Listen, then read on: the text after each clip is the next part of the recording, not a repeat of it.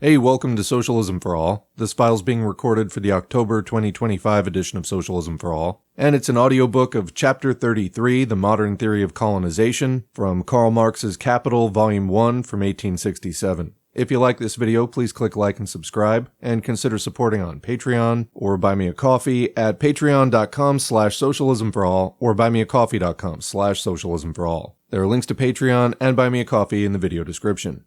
So this is a special moment because Chapter 33 is the final chapter in Karl Marx's Capital Volume 1, so for those who have been following along with these recordings as they've been posted this year, I know there's several hundred of you. Congratulations for making it to the end, but really if you're listening to this at any time, congratulations on making it to the end. We're going to assume at this point that you've listened to the rest. We are planning to do additional volumes of Capital, probably at a rate of 1 volume per year, in order to leave room for other things to be read and discussed and other videos to be made. But seriously, if you've made it this far, if you've read all of the preceding chapters, congratulations. This is a very challenging work, not just in terms of the language, which is difficult, at least in places, and if you think that it's difficult just listening to it, try reading it out loud and anticipating where the emphasis is going to be. Marx does a lot of very lengthy sentences, and sometimes it's a real guessing game as to which word to emphasize over another when you're reading it. Anyway, in addition to the linguistic challenges of the work, it's also just kind of brutal. What Capital shows is that the setting up of capitalism, when this emerged, there was so much structural violence, ripping people from the land and from their ability to provide for themselves. It's extremely difficult to just listen to horror after horror, and to know also that this process is still going on in corners of the world today as an active, newly developing, ongoing process. So, some of the theory is a little bit intellectually challenging, some of the language, because it is older and also just written at a very high level, a little bit hard to keep up with here and there, and then just also emotionally. This is really weighty stuff. So again, if you've made it this far, sincere congratulations, welcome comrade to the other side of Capital Volume 1.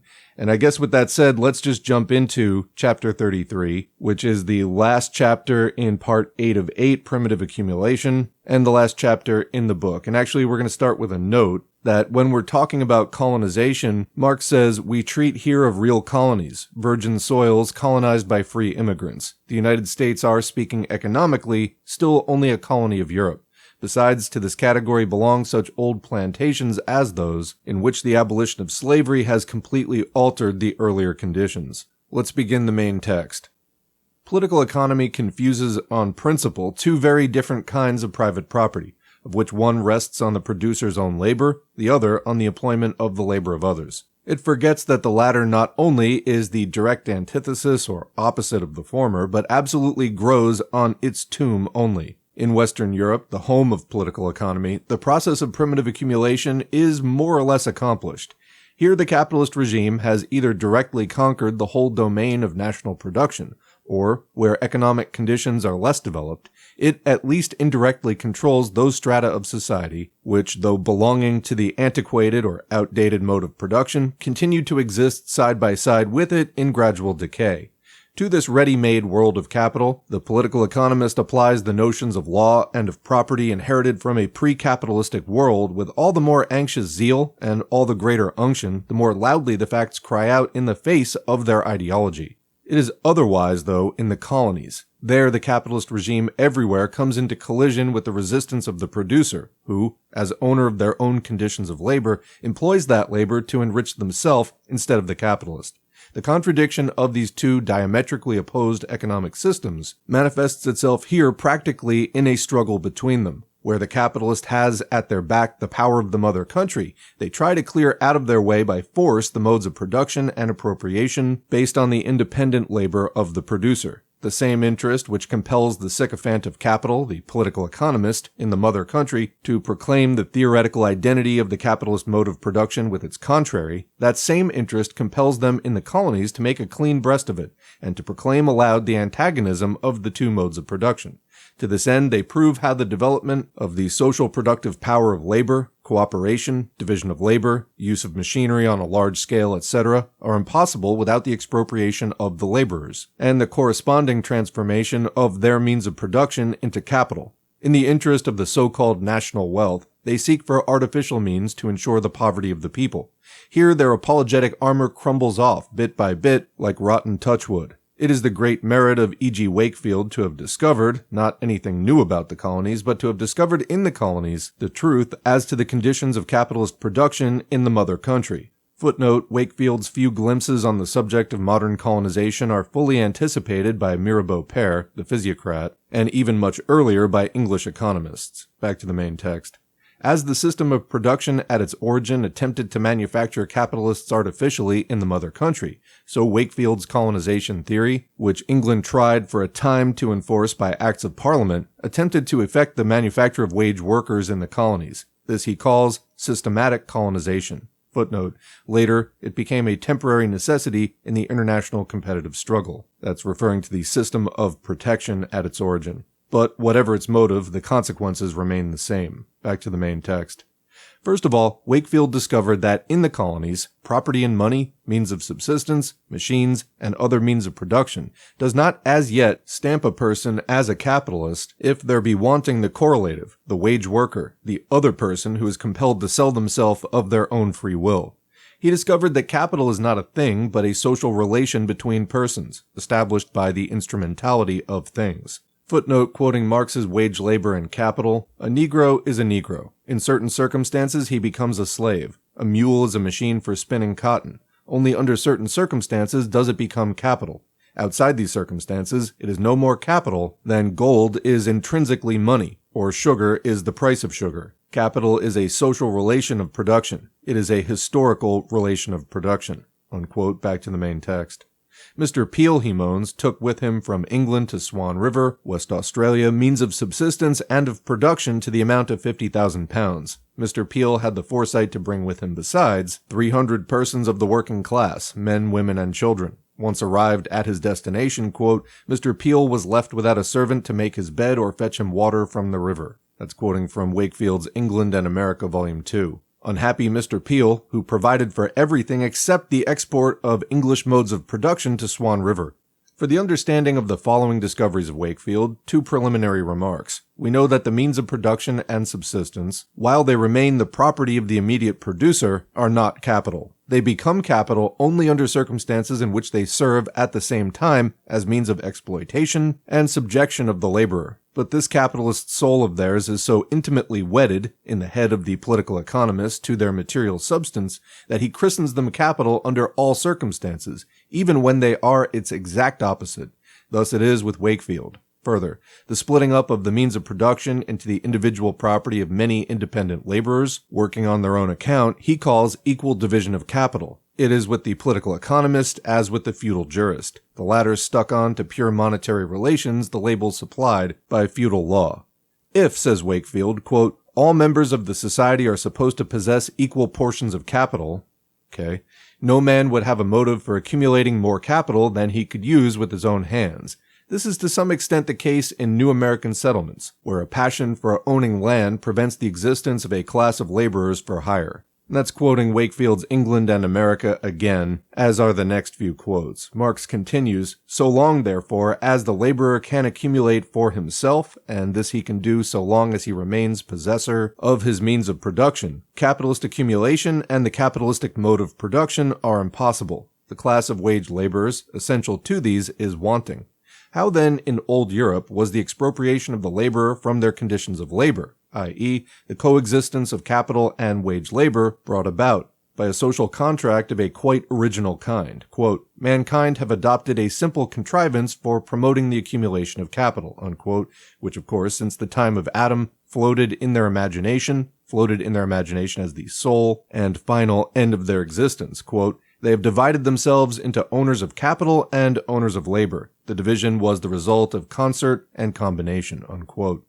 In one word, the mass of mankind expropriated itself in honor of the, quote, accumulation of capital. Now, one would think that this instinct of self-denying fanaticism would give itself full fling, especially in the colonies, where alone exist the men and conditions that could turn a social contract from a dream to a reality. Why then should quote-unquote systematic colonization be called in to replace its opposite, spontaneous, unregulated colonization? But, Quote, in the northern states of the American Union, it may be doubted whether so many as a tenth of the people would fall under the description of hired laborers. In England, the laboring class compose the bulk of the people. Unquote. Nay, the impulse to self-expropriation on the part of laboring humanity for the glory of capital exists so little that slavery, according to Wakefield himself, is the sole natural basis of colonial wealth. His systematic colonization is a mere stopgap, since he unfortunately has to do with free men, not with slaves. Quote, the first Spanish settlers in St. Domingo did not obtain laborers from Spain, but without laborers their capital must have perished, or at least must soon have been diminished to that small amount which each individual could employ with their own hands. This has actually occurred in the last colony founded by England, the Swan River Settlement, where a great mass of capital, of seeds, implements, and cattle has perished for want of laborers to use it, and where no settler has preserved much more capital than they can employ with their own hands. Unquote. We have seen that the expropriation of the mass of the people from the soil forms the basis of the capitalist mode of production.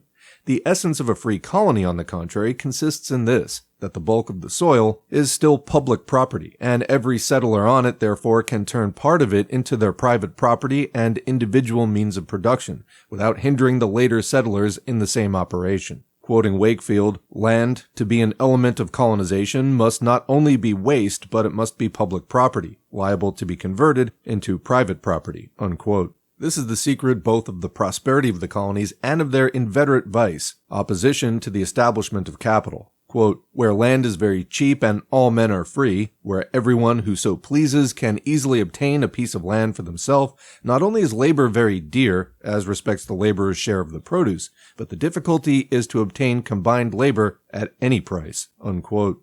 As in the colonies, the separation of the laborer from the conditions of labor and their root, the soil, does not exist, or only sporadically, or on too limited a scale, so neither does the separation of agriculture from industry exist, nor the destruction of the household industry of the peasantry. Whence then is to come the internal market for capital? Quote, no part of the population of America is exclusively agricultural, excepting slaves and their employers who combine capital and labor in particular works. Free Americans who cultivate the soil follow many other occupations. Some portion of the furniture and tools which they use is commonly made by themselves. They frequently build their own houses and carry to market at whatever distance the produce of their own industry. They are spinners and weavers. They make soap and candles, as well as, in many cases, shoes and clothes for their own use. In America, the cultivation of land is often the secondary pursuit of a blacksmith, a miller, or a shopkeeper. Unquote. With such queer people as these, where is the field of abstinence for the capitalists? The great beauty of capitalist production consists in this, that it not only constantly reproduces the wage worker as wage worker, but produces always, in proportion to the accumulation of capital, a relative surplus population of wage workers. Thus the law of supply and demand of labor is kept in the right rut. The oscillation of wages is penned within limits satisfactory to capitalist exploitation, and lastly, the social dependence of the laborer on the capitalist, that indispensable requisite, is secured. An unmistakable relation of dependence, which the smug political economist at home in the mother country can transmogrify into one of free contract between buyer and seller, between equally independent owners of commodities, the owner of the commodity capital and the owner of the commodity labor. But in the colonies, this pretty fancy is torn asunder. The absolute population here increases much more quickly than in the mother country, because many laborers enter this world as ready-made adults, and yet the labor market is always understocked. The law of supply and demand of labor falls to pieces. On the one hand, the old world constantly throws in capital, thirsting after exploitation and abstinence. On the other, the regular reproduction of the wage laborer as wage laborer comes into collision with impediments the most impertinent and in part invincible. What becomes of the production of wage laborers, supernumerary in proportion to the accumulation of capital? The wage worker of today is tomorrow an independent peasant or artisan working for themselves. They vanish from the labor market, but not into the workhouse. This constant transformation of the wage laborers into independent producers who work for themselves instead of for capital, and enrich themselves instead of the capitalist gentry, reacts in its turn very perversely on the conditions of the labor market. Not only does the degree of exploitation of the wage laborer remain indecently low, the wage laborer loses into the bargain, along with the relation of dependence, also the sentiment of dependence on the abstemious capitalist. Hence all the inconveniences that our E.G. Wakefield pictures so doughtily, so eloquently, so pathetically. The supply of wage labor, he complains, is neither constant, nor regular, nor sufficient. Quote, the supply of labor is always not only small, but uncertain. Quote, though the produce divided between the capitalist and the laborer be large, the laborer takes so great a share that he soon becomes a capitalist. Few, even those whose lives are unusually long, can accumulate great masses of wealth. Unquote.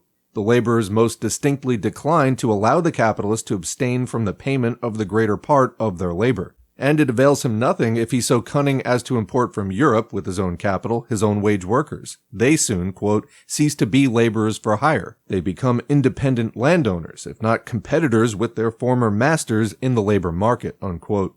Think of the horror. The excellent capitalist has imported bodily from Europe, with their own good money, their own competitors. The end of the world has come. No wonder Wakefield laments the absence of all dependence and of all sentiment of dependence on the part of the wage workers in the colonies. On account of the high wages, says his disciple Merivale, there is in the colonies, quote, the urgent desire for cheaper and more subservient laborers, for a class to whom the capitalist might dictate terms instead of being dictated to by them. In ancient civilized countries, the laborer, though free, is by law of nature dependent on capitalists. In colonies, this dependence must be created by artificial means, unquote. And there's a footnote. Even the mild free trade vulgar economist Molinari says, quote, in the colonies where slavery has been abolished without the compulsory labor being replaced with an equivalent quantity of free labor, there has occurred the opposite of what happens every day before our eyes. Simple workers have been seen to exploit in their turn the industrial entrepreneurs, demanding from them wages which bear absolutely no relation to the legitimate share in the product which they ought to receive. You can almost see him pounding his fist on the table. The outrage. The planters were unable to obtain for their sugar a sufficient price to cover the increase in wages, and were obliged to furnish the extra amount at first out of their profits and then out of their very capital. A considerable amount of planters have been ruined as a result, while others have closed down their businesses in order to avoid the ruin which threatened them. It is doubtless better that these accumulations of capital should be destroyed than that generations of men should perish, but would it not be better if both survived? Unquote. Marx adds, Mr. Molinari, what then becomes of the 10 Commandments, of Moses and the prophets, of the law of supply and demand if in Europe the, quote, entrepreneur can cut down the laborer's legitimate part, and in the West Indies the laborer can cut down the entrepreneur's? And what, if you please, is this legitimate part, which on your own showing the capitalist in Europe daily neglects to pay? Over yonder, in the colonies where the laborers are so, quote, simple as to, quote, exploit the capitalist, Mr. Molinari feels a strong itching to set the law of supply and demand that works elsewhere automatically on the right road by means of the police. Back to the main text. What is now, according to Wakefield, the consequence of this unfortunate state of things in the colonies? A, quote, barbarizing tendency of dispersion, unquote, of producers and national wealth. The parceling out of the means of production among innumerable owners working on their own account annihilates, along with the centralization of capital, all the foundation of combined labor. Every long-winded undertaking, extending over several years and demanding outlay of fixed capital, is prevented from being carried out. In Europe, capital invests without hesitating a moment, for the working class constitutes its living appurtenance, always in excess, always at disposal. But, in the colonies, Wakefield tells an extremely doleful anecdote. He was talking with some capitalists of Canada and the state of New York, where the immigrant wave often becomes stagnant and deposits a sediment of supernumerary laborers. Our capital, says one of the characters in the melodrama, quote, was ready for many operations which require a considerable period of time for their completion, but we could not begin such operations with labor which, we knew, would soon leave us. If we had been sure of retaining the labor of such emigrants, we should have been glad to have engaged it at once and for a high price. And we should have engaged it, even though we had been sure it would leave us, provided we had been sure of a fresh supply whenever we might need it, unquote. After Wakefield has constructed the English capitalist agriculture and its, quote, combined labor with the scattered cultivation of American peasants, he unwittingly gives us a glimpse at the reverse of the medal, the other side of the coin. He depicts the mass of the American people as well-to-do, independent, enterprising, and comparatively cultured, whilst, quote, the English agricultural laborer is a miserable wretch, a pauper. In what country except North America and some new colonies do the wages of free labor employed in agriculture much exceed a bare subsistence for the laborer? Undoubtedly, farm horses in England, being a valuable property, are better fed than English peasants." Unquote. But never mind, national wealth is, once again, by its very nature, identical with misery of the people.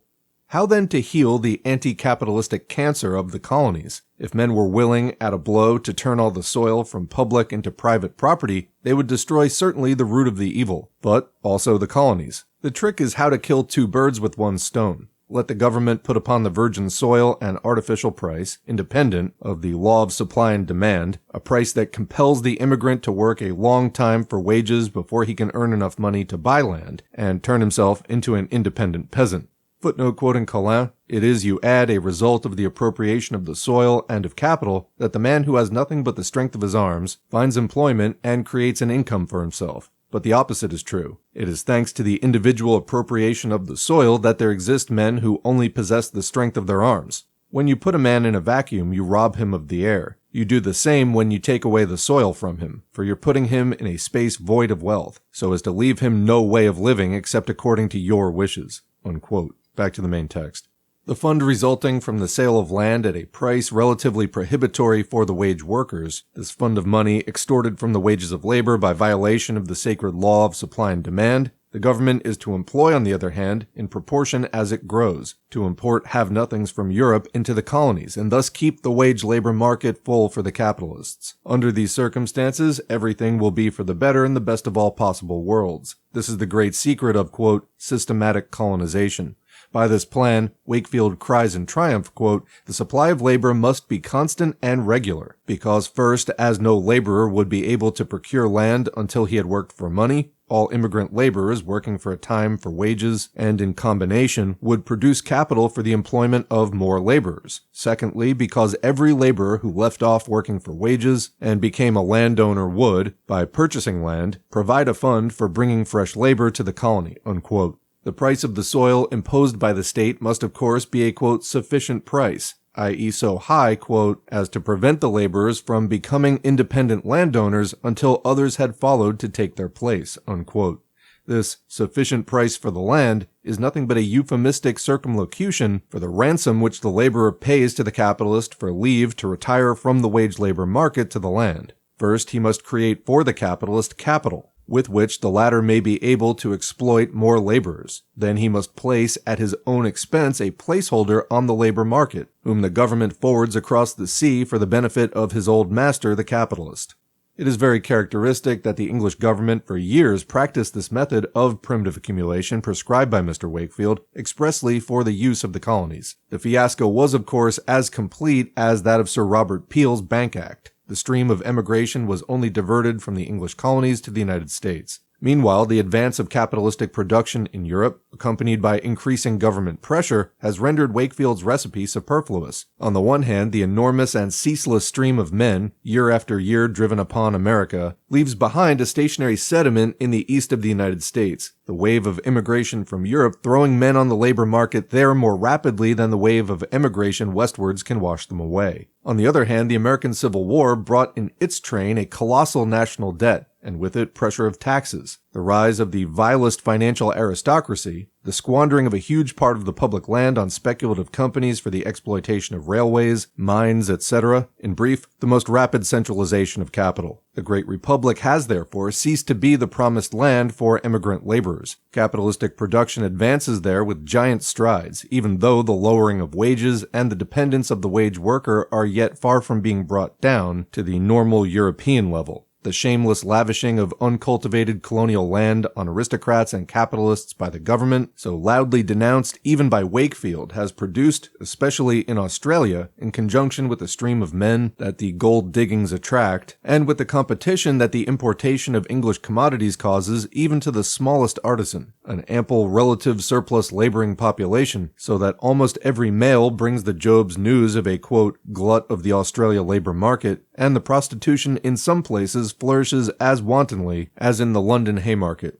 Footnote, as soon as Australia became her own lawgiver, she passed, of course, laws favorable to the settlers, but the squandering of the land, already accomplished by the English government, stands in the way. Quoting the Land Law of Victoria by the Honourable C.G. Duffy, Minister of Public Lands, London, 1862, the first and main object at which the new Land Act of 1862 aims is to give increased facilities for the settlement of the people, unquote. Back to the main text.